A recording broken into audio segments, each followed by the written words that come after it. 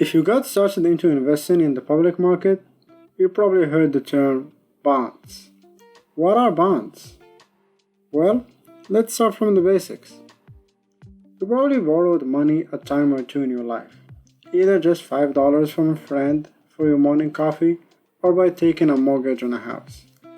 We usually find ourselves in the position of the lendee, aka the ones in need to borrow money. But how would you like to be in the position of the lender, charging interest and receiving payments? That's basically what being a bond investor is. Whenever governments or corporations need to borrow money, they do so by issuing bonds. Cities, states, and countries issue bonds to build schools, roads, and infrastructure. Companies issue bonds to expand or get through lean times. For example, let's say you have $5,000 and you want to invest in bonds. You decide to buy a $5,000 10-year bond at 2% interest. So you give your money and the issuer, either a government or corporation, will pay you a coupon of $100 per year. After 10 years, on top of the coupon of each year, you'll get your original $5,000 back. There is also another kind of bonds that works differently. It's the zero coupon bond. These are basically sold below their face value. You buy, for example, a $100 10-year bond for $50, and at the end of the 10 years, you redeem that bond for $100. But what makes bonds an interesting investment worth taking into consideration? Well, bonds offer safety.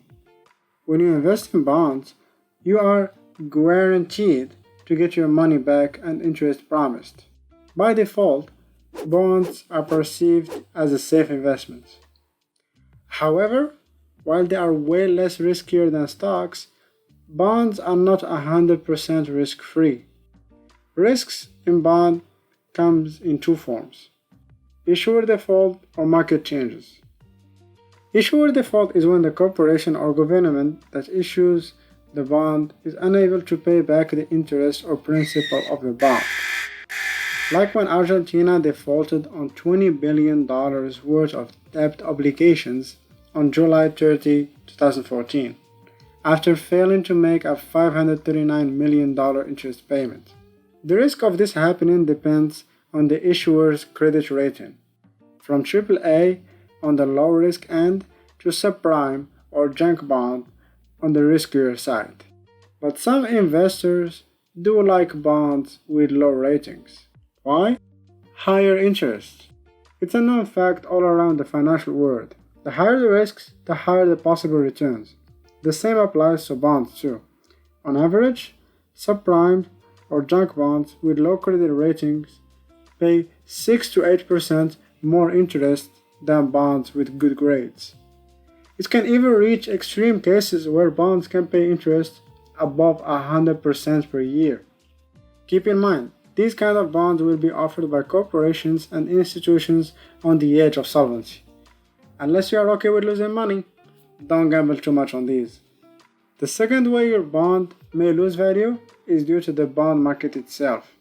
Like stocks, some bonds will be bought and sold multiple times throughout their life. And what people are willing to pay for them will depend on where the interest rates are and how close are they to maturity. So when the bond market is up, you might spend $1,500 for a bond that you will later only be able to get $1,200 for. Unlike stocks though, the height of changes is usually about half or less. That's why it's common to find retired people who rely mostly on bonds in their portfolios for their income needs. Bonds are less volatile, pay regular income, and come with certain guarantees. But what about the younger people, the millennials and peers? Should they bother with bonds? Maybe. Investing is usually a case-per-case scenario. If you are saving up for a short-term goal like a car or a down payment, bonds are a good option to consider. There is no golden rule in investing, not even for bonds. If you want to make more money than a savings account and the volatility of the stock market scares you, bonds might just be the right investment for you. And that's it for bonds. Let us know in the comments if you own any bonds or what investments you want us to discuss next. Peace.